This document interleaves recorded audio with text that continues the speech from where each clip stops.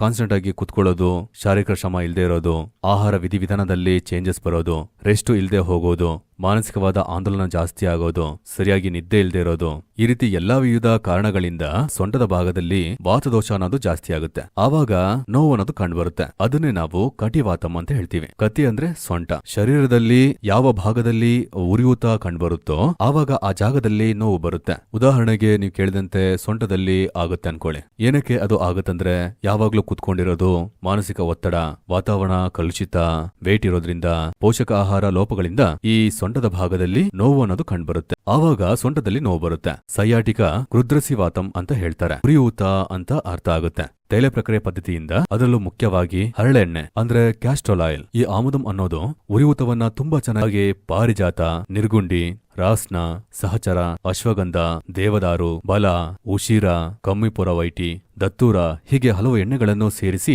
ತಯಾರಿಸುತ್ತಾರೆ. ಎಲ್ಲವೂ ಕೂಡ ಪ್ರಕೃತಿಯಿಂದ ತೆಗೆದಿದ್ದು. ಸೊ ಇದರಿಂದ ಸೊಂಟ ನೋವು ಕಮ್ಮಿ ಆಗೋದು ಅಲ್ಲದೆ ಆ ಸೊಂಟದ ಭಾಗಕ್ಕೆ ಪೋಷಕಾಂಶಗಳನ್ನ ಸರಿಯಾಗಿ ಸಾಗಿಸಿ ಇದು ಭವಿಷ್ಯದಲ್ಲಿ ಆದಷ್ಟು ಸಮಸ್ಯೆ ಬರ್ದೇ ಇರೋ ಹಾಗೆ ಅದನ್ನ ತಡೆಯುವಂತ ಗುಣವನ್ನ ಕೂಡ ಈ ಔಷಧ ಹೊಂದಿದೆ. ಅದರಿಂದ ಇದನ್ನ ಸ್ಟಾರ್ಟಿಂಗ್ ಸ್ಟೇಜ್ ಇಂದ ಕೊನೆ ಸ್ಟೇಜ್ ಅಲ್ಲೂ ಕೂಡ ಈ ಔಷಧಿ ಯೂಸ್ ಮಾಡೋದ್ರಿಂದ ಆ ಸೊಂಟದ ಮೂಳೆಗಳು ತುಂಬಾ ಆರೋಗ್ಯಕರವಾಗಿರುತ್ತೆ.